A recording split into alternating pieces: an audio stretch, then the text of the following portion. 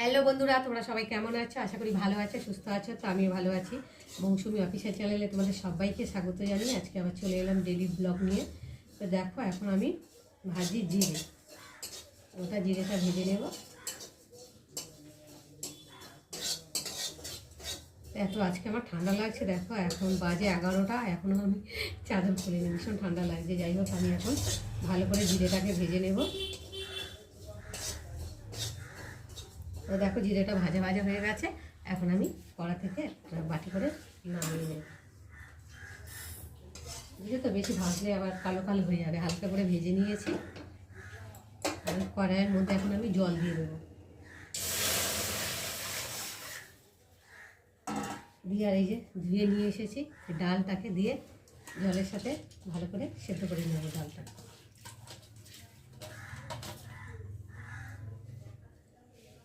আজকে রান্না করব ডাল দিয়ে পালং শাক দিয়ে হবে। আর এখানটায় আলু কেটে নিয়েছি আর বেগুন। ডাল দিয়ে পালং শাক দিয়ে আলু বেগুন দিয়ে একটা রেসিপি বানাবো। চলো তোমরা দেখতে থাকো। আর এখন আমি ঢাকা দিয়ে ডালটাকে ফুটিয়ে নেব, মানে সেদ্ধ করে নেব ডালটাকে। নাহলে তো পালং শাক বেগুন টেগুন দিলে এগুলো তো অল্প সময় গলে যায়।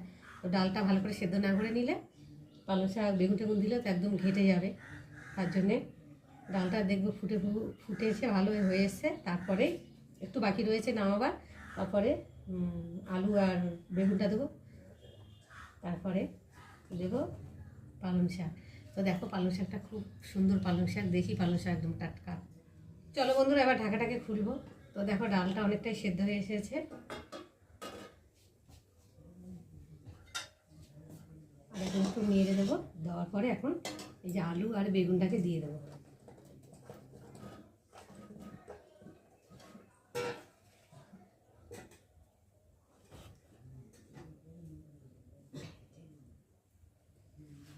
আলু বেগুনটা দেওয়ার পরে পালং শাকটাও দিয়ে দেবো, একসাথে ভালোভাবে সেদ্ধ হয়ে যাবে।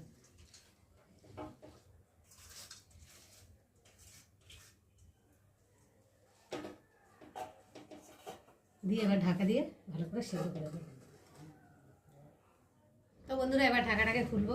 তো চলো খুলে দেখি। তো দেখো, পালং শাকটা সেদ্ধ হয়ে গেছে। এখন একটু ভালো করে নেড়ে দেবো, দেখি আলুটা সেদ্ধ হয়েছে নাকি। হ্যাঁ, আলুটা সেদ্ধ হয়ে গেছে আর বেগুন তো গলেই গেছে। তো যাই হোক, এখন আমি পরিমাণ মতো নুন দিয়ে দেবো।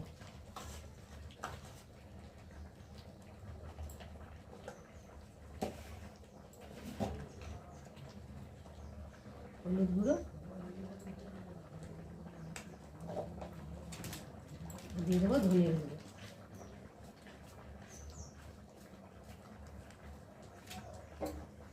একটু ভালো করে নেড়ে দেবো।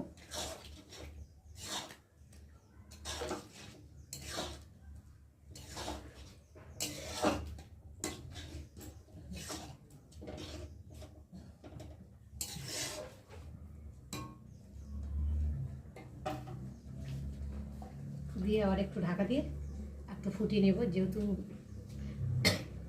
নুন হলুদ। দেখো বন্ধুরা, সব কিছু সেদ্ধ হয়ে গেছে। দেখো, পালং শাক গলে গেছে, আলুও গলে গেছে, আর এদিকে বেগুন ডালও গাঢ় গাঢ় হয়ে গেছে, দেখতে পাচ্ছ। এখন আমি ডালটাকে ঢেলে ফোড়নে যাব। চলো, তার আগে ডালটাকে ঢেলে নিই।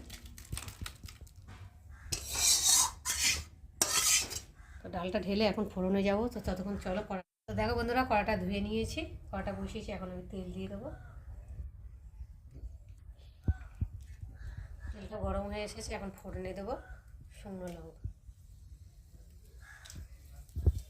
দেবো তেজপাতা, আর দেবো গোটা জিরে।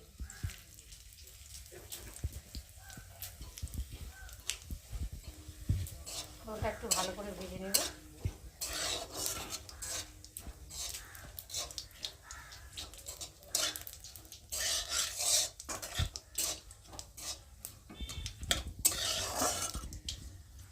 দেখো, তেজপাতা ফোড়নটা একটু ভাজা ভাজা হয়ে এসেছে। তো দেখো, ফোড়নটা ভাজা ভাজা হয়ে গেছে। আর এখন আমি ডালটাকে ঢেলে দেবো।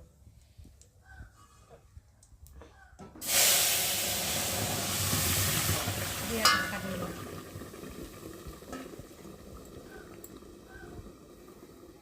এবার ঢাকাটাকে খুলবো, একটু ভালো করে নেড়ে দেবো। দেওয়ার পরে উপর দিয়ে ভাজা জিরে ছড়িয়ে দেবো। তো বন্ধুরা, আজকে আমার পালং শাকের রেসিপি ডালের কেমন হয়েছে তোমরা কিন্তু অবশ্যই কমেন্ট করবে, আর ভালো লাগলে লাইক কমেন্ট শেয়ার করো, আর আমার চ্যানেলে যদি নতুন হয়ে থাকো চ্যানেলটাকে সাবস্ক্রাইব করো। আবার তোমাদের সঙ্গে দেখা হবে পরের ব্লগে, ততক্ষণ তোমরা তোমাদের খেয়াল রাখো। তোমরা আমার চ্যানেলটাকে সাবস্ক্রাইব করতে থাকো আর আমি এদিকে ঢালতে থাকি।